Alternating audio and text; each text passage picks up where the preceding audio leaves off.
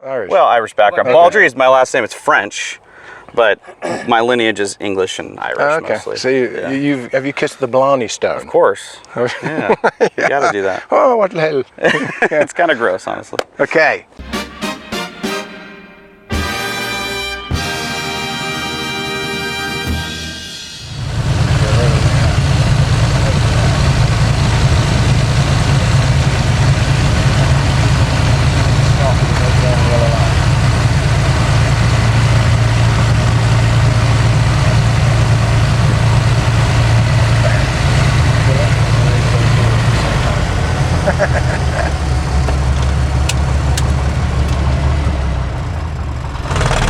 Ready? 1, 2, 3, go. Oh look, a Cirrus. Much better than a Cirrus. So today we're going to look at this Trinidad with its owner, and I will introduce you. Christian, thanks for bringing her in. Thanks for having me. This is Mark with Skyway University, and Christian's buying a Saratoga from us, and he wants to sell this Trinidad. And I said, well, I haven't done a Trinidad. So he very kindly said, well, let's bring her up and we'll do a video about it. So basically, we're going to talk all about it and its features, and then you're going to educate me on things I get wrong. Sure, absolutely. And then we're going to take it for a flight. Can I fly? That's the million-dollar question, Mark. Uh-oh. Okay, we'll try that in a minute. Perfect. So Trinidad, they've always interested me because they're French. Yes. What is it like living with a Trinidad? Well, aside from the French aspect of the guillotine doors that want to kill you when you're getting in and out of the plane, it's absolutely fabulous. They just fall down? They do. It's not the best design in terms of the doors. With new struts, they'll sort of hold up, but if there's a gust of wind, they'll come down. So you have to be very careful in and out. But aside from that, the airplane's amazing. The IO 540 is very, very high performance, 260 horsepower.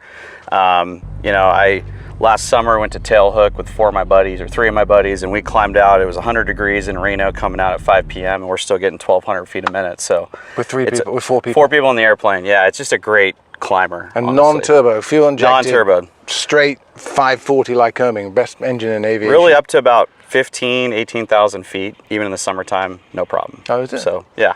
And it's obviously, for people who aren't familiar, it's high performance, it's 260 horsepower, it's constant speed prop and retractable gear.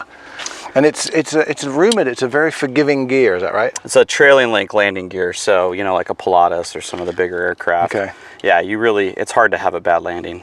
So we'll knock see on wood, right? We'll see if that's true later. Yeah, exactly. But very, very forgiving flight characteristics. I mean, it'll kind of falling leaf as it stalls. It's very easy to fly. One of the easiest planes to fly, and I've flown a lot of different aircraft. And a thing about these that people always talk about is width. They're wide. They're very wide. I mean, the Rockwell Commander is pretty wide. This is 50 inches wide, right? There's a lot of similarities between the Rockwell and this airplane, but this is 50 inches wide, and 2 broad-shouldered adults are not going to be touching. There's a center console that comes down the middle. And so the front is very comfortable. The headroom is a little limited. I guess French people aren't that tall. I don't know when they designed it, but the Gen 2 that came out in the late 90s, early 2000s, they added a little headroom. But this Gen 1, if you're 6 feet tall, you kind of have to keep the seat a little reclined. And this is what year is this? This is the 1986. 86, okay. Yeah. And then an interesting number with cabins I was looking at when I was researching it. This is 50. A Bonanza is 42 inches. And a 182 is 42 inches. And a Mooney, you're all thinking, is 28 inches. A Mooney is 42 inches. I measured it. You love your Moonies. Yes, I mean, it's like people always say Moonies are small, but the door is small. The egress and ingress, as you would say, are small. This has giant access, but it looks like a huge cabin. It's very wide. But so I have 3 kids, and we routinely fly, all 5 of us in the airplane. There's 3 seat belts in the back. And, my kids are 17, 16, and 11, so it's a little tight. They don't like to fly to Orange County, but we do it a couple times a year in the airplane. So the nice thing is it's pretty fast. Yeah. I true out around 155, and knots. Knots. Okay. So, it's a pretty good mover once you're up and going, and it's comfortable. It's just, for 3 kids in the back, it's not ideal, but for 4 adults, it's really comfortable. And then some statistics on like speed and fuel burn. It holds 88 gallons, right?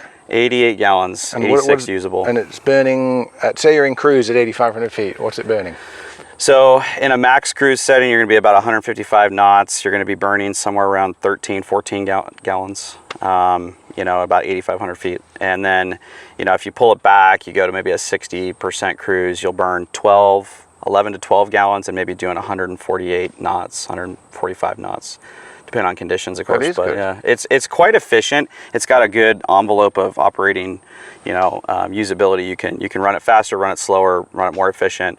It's got gammy injectors, so you can run at lean a peak if you want to. Mm-hmm. Do you? I do typically. Yeah, I'm usually not in that much of a hurry. I try to, you know, just conserve fuel and I, you know, try to keep the engine running healthy. And then do you have any problems with like getting it maintained, being not, I mean the engine's like homing, it's American, but the airframe is French. There's a lot of places that know them. Yeah, so that's a good question. I was my biggest concern buying the aircraft. I had actually just stumbled upon it and had never seen one before, and then just fell in love with all of the characteristics of this airplane.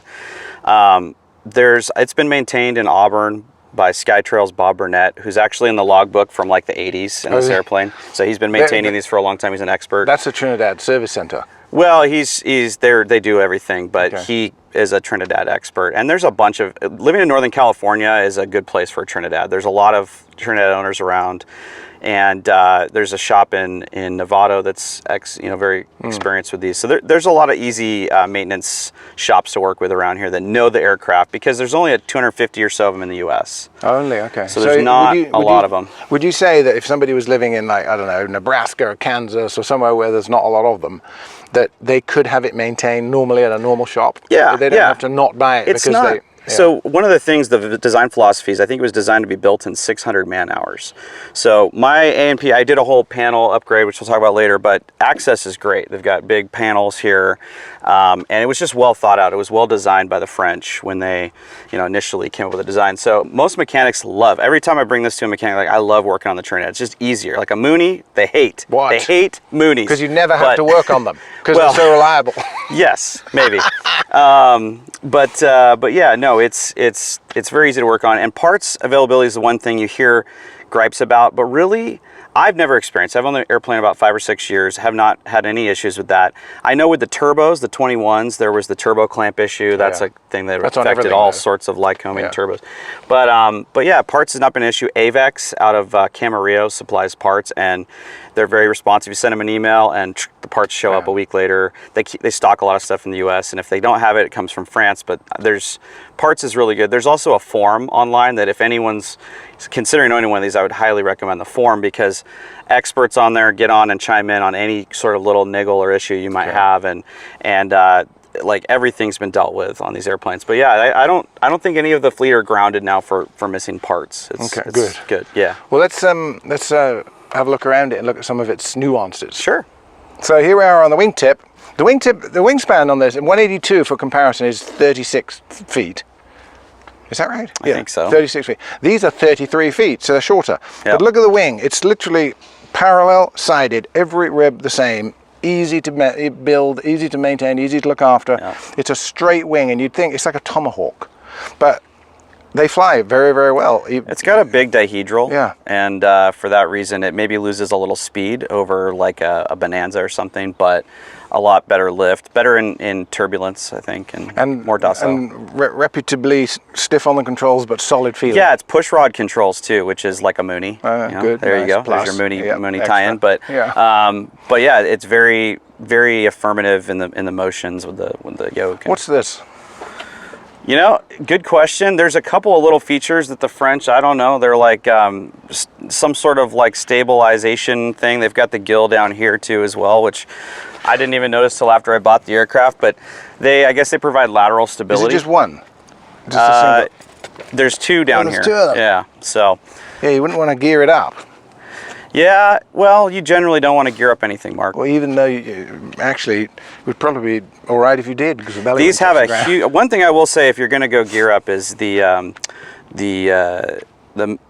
sprint, main spar is very robust in these. If you compared to a lot of aircraft, they use the same main spar in some bigger airplanes, and so it feels very solid. Conventional flaps, ailerons. Yep. Here's the separation here. Yep. Very conventional there. And the flaps are very, they're almost too big. You can really come in at a very steep angle. I often land in the takeoff flaps configuration because it's just a little bit easier to grease it on. Yeah. Okay. Because there's so much flap. If you go full flaps, you actually feel it like air brakes. As you put the flap in. It's easy to land either way, but sometimes if I've got more than 3,000 feet of runway, I'm not stressed at all about And is this one flap landing. That's not a repair. That's a Trinidad thing, right? No. Oh yeah. Yeah. You mean the rivets with that patch, the access patch there? Yeah. I think that's just a servicing. They built in again a lot of really smart things with servicing. Oh, it's directly above the gear leg. Yeah. Okay. Yeah. And then I noticed on the tail, weird looking tail for people who are familiar with like Cherokees and things, because the vertical is so far forward on it. Yeah. But this whole thing moves. Yeah. Lots of elevator authority. Look at that. Lots of elevator authority. I mean, that's like a Seneca. Yeah. And it's probably far forward to get it out of the way of the rudder. Yeah. Yeah. All metal. Yeah. The metal they use too is just I've grew up flying Pipers and Moonies and stuff. Mooney, you can tell Mooney's metal's a little bit better than Piper's metal, right? But this is really good. Well, the French, I mean, we say made in France, and we're joking, but they're actually brilliant. This is Aerospatiale. These guys make airliners. Right. Airbus is the parent company. Yeah. And now they make the TBMs and everything. And they make they make helicopters. I mean, they're not. Yeah. Oh yeah. They're very good. They've got a massive aviation business in France. Yeah. So let's have a look in the baggage area. Yeah, so this is another, highlight of the aircraft is it's got a really large baggage area, just because, again, the airplane's so wide. But I routinely put 3 sets of golf clubs, and 3 of us go up to Bandon Dunes for a golf trip. And it's might be kind of hard to see on camera, but it's floor to ceiling. It's pretty open. There's a cover in there that's a cover that you can leave stuff on the top, and that cover just zips around to come out if you want the full space. So it goes right up to here. So it ends here. Yeah. And it ends here at the seat. Yep. Yeah, so it's big. Okay. But good. I can tell you, my family of 5, we're going to the weekend. We can fit all of our baggage, even having a teenage daughter. What's the we need to useful load, gross weight? That's another really big selling point. This airplane, I did a panel upgrade, and it didn't come with the second set of instruments. A lot of these were used for the Israeli Air Force as trainers, and they had the dual sets of instruments, and so they're a little heavier that way and less useful load. This airplane, after the panel upgrade, is about 1,300 pounds of useful load. 1,300? That's like a 206. Full fuel, I still have about 700, just shy of 800 pounds of useful load, full fuel. So you can fill it with 88 gallons and put 800 pounds in the cabin. Yeah. And it doesn't feel heavy? Does not, no. Yeah, like I told you the story about Tailhook last year. It was hot coming out of there, and in all candor, it climbs better than I would have expected. I've flown a lot of different aircraft. This just feels like a really good performer relative to other single pistons. Your job is corporate flying, isn't it? No, it's not. Oh, what is it? My job, my day job. Well, I'm a financial advisor and an attorney. Oh, okay. So yeah. I saw it on Monterey Jet Center. Oh yeah. Well, I'm an airplane nut. I'm plane crazy, you might say. Good. Nice. Nice. All right. You actually are. Oh, I am. So we've done this side. The other side's very similar.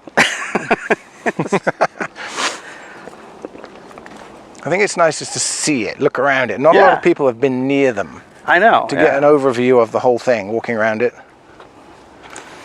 It's a different looking plane. They're really attractive. I landed at Monterey when I first bought it, and the controller says, "Hey, can you tell me what kind of Piper that is?" It's a Piper Trinidad. I said it's not a Piper at all, but I get so many compliments on the ramp, and again, there's only 250 of them flying around in the U.S., and so you don't see them, and it's kind of a it's a popular plane on the ramp. These have there's the Warrior, the Archer, the Arrow in the Piper range. There's a Trinidad, there's a Tampico. Correct. And Fixed the one gear. in between. Well, the Tobago. There's a Tobago. Yeah, I mean, there's really no Tampicos in the United States. Right? Oh, okay. Those are like the trainer. The Tobagos are really more what you see, the fixed gear version. It's the same airframe. And it's 180 horse. Correct, yeah. So that would be like a Cherokee 180, fixed gear, fixed pitch, 180 horse of this plane with 180 horse 4-cylinder light combing in it. Yep. And then this would be not quite like the Arrow, because the Arrow is still 4-cylinder and 200 horse. Right. This has got the big engine in, so this would be a big step up above it was really built to compete, I think, with the Bonanza for the most part.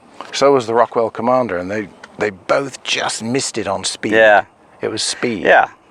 Yeah, I think that's the thing you miss. It's only 5 more knots slower. comfortable, though. 5 knots slower than a Bonanza. Yeah, 5 to 10 knots. I mean, depending on how you fly it, but You can save 150 grand and be 5 Exactly. knots behind. And honestly, the parts and things for this are a lot less expensive than a Bonanza. And I have a lot of friends that own Bonanzas. That's a great airplane. I love the Bonanza. I love Bonanzas too. But you know, one of the biggest selling features when you line these two up and you look at the cost to operate on one of these versus a Bonanza, and the cost to acquire and buy. Yes, that's the key. For 10 to 15 knots at the most. It's, And like Herming, 2,000 hour TBO. Yep. Bonanza, 17, 16. These are D-rated, 18, right? To 260. So a lot of applications of the same engine are over 300 horsepower. So it's most Like of in the Saratoga. Trinidad guys get well over TBO on their. This is probably the perfect balance of what a 540 should be. Injected 260 horse and a 2,000 hour TBO that gets there. Yep. It's a great compromise. Yep. Good.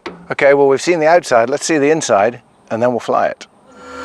Okay, so looking inside it, I've always thought of these as they look like an old Volvo 740 because it's the blocky, compartmentalized panel. And I think that was the aim, wasn't it, back then? It does almost have an automotive feel to it. I agree, kind of like an 80s, European automobile. The thing to me is it's just everything's so accessible. It's so easy to see and to interact with everything because the panel's so vertical. And yet, as you see when we fly it, the visibility is absolutely amazing. And you've modernized it by the look of it. Yeah, so when I bought the aircraft, it had mostly original avionics, and we took the time to put in some new panel features. So we did the two GI 275s.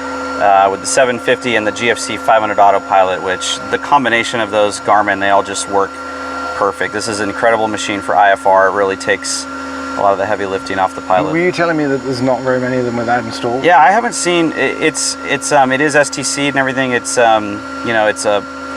it's available. Garmin makes it available, but it's a pretty big install job, and I don't know. I haven't seen a lot of other Trinidads with the GFC 500, but if you've flown with the GFC 500, you know how reliable and how good they are. And then you got engine management over there. I like the way it's all angled towards the pilot too. Yeah, so the inside doesn't act as a primary, but it gives you everything you would normally have as a primary. So we have the primary instruments and the engine monitoring up here from the original manufacturer equipment, but then the inside G4 provides a lot of good data for engine management, making sure that we're not running too hot and so forth. So. And then I've noticed that it doesn't have switches; it has circuit breakers. Yeah, it's again a little bit French, I guess. I don't know. It's a little different than what you see on most airplanes, but these are very easy to operate. You know, the alternator on, alternator off type of thing. Flaps are a switch as well versus a manual process. So everything is very accessible. The landing gear is there. It's just easy to reach everything. It's a very effortless plane to fly. And I noticed that you've even got a CD player in it. Oh, CD what? What's that called? CD player. Oh, I've never noticed that before. Right. No, I'm actually. Have you got any CDs? I'm a Gen Xer, so yeah, I've got my collection of CDs, and I may or may not have the Top Gun soundtrack in here just for when you take a first flight with somebody. So we might have to play that when we fly it. Yeah, it's pretty fun. So then looking at the normal controls that everybody's familiar with, it's obviously yoke, center stack radios, flaps, throttle, prop, mixture, trim, and then fuel selector right there. Is that an aileron trim? No, this is actually rudder trim. Fuel selector's over here. Okay, yeah. And then you've got an electronic trim as well for the autopilot. Electric trim there, yeah. So it's all very central. It's all right easy here to get to, yeah, exactly. And here are your main circuit breakers here.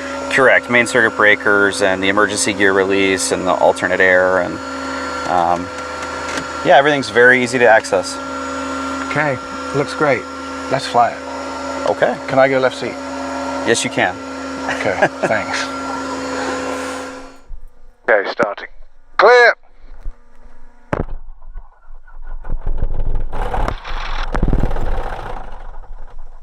Missed it.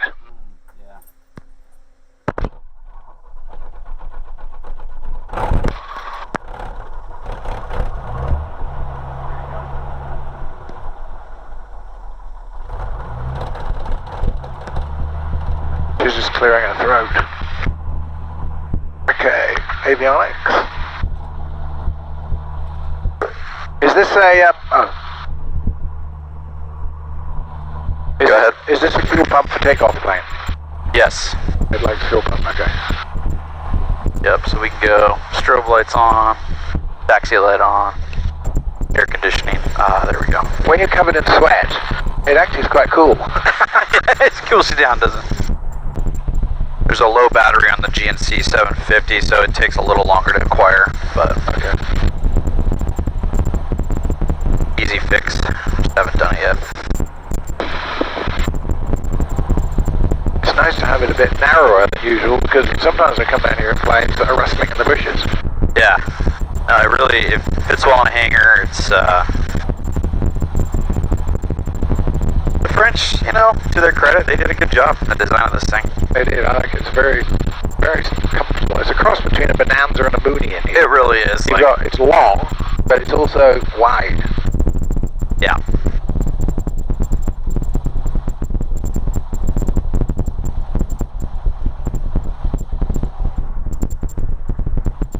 All of the speeds are. Previous owner put that in and never bothered to take it off, but. Oh, okay. Yeah, it looks like a car. Seatbelt's like a car. Yes. So all these hangars were supposed to be built years ago when the FAA cleared this spot for the county. They said, if we clear it, you build it. And the county said yes, and they didn't. So that road was access to these hangars. And they're still not. Yeah, that's interesting. Okay. Handle goes straight back. There you go. And then normal. Might lean it a little bit. We'll see how. Yep.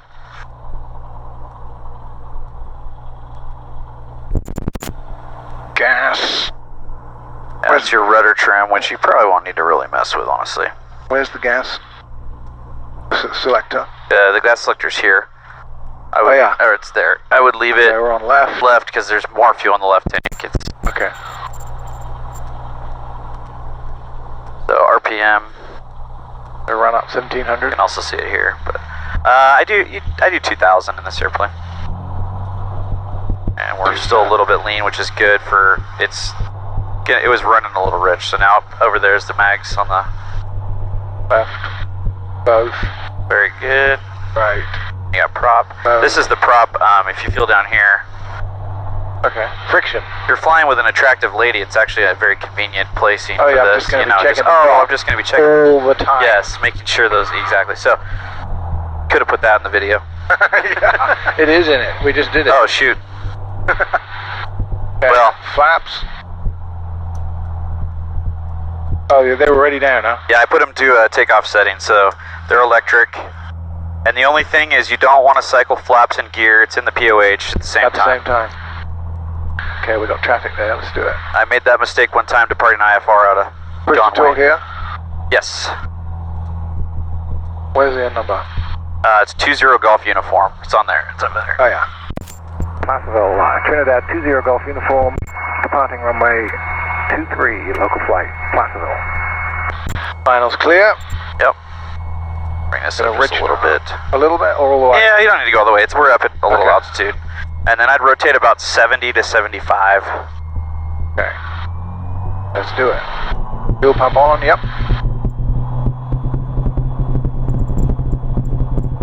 Got good acceleration there. Yes. We got 40, 50, 60. Yeah, you can go ahead and probably. Yeah, she wants to go. She's feeling light. There she goes. I'm gonna tap the brakes. Gear coming up. Gear's there. Get up. Avoid the birds. Try to. And then once the gear's all the way up, which it is now, you can retract the flaps. On the bird. And then I usually climb out around 100 just to keep it cool. Okay. No reason to push it. And I'm going to pull back to 24 inches. Yeah, I go 24 squared is a nice climb out on a hot day.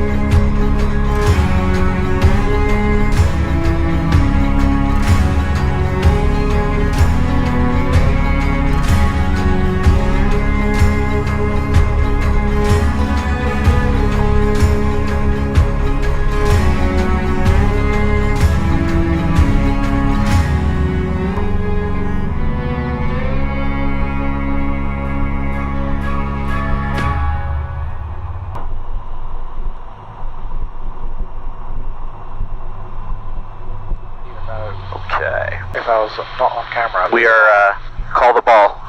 Call the ball. Clear to land. Looking really good. Yeah, once you bring the nose up into the flare, it's going to kill a lot of airspeed with the flaps. Okay. And, you know, trailing link, so that last 10 knots will come off, no problem.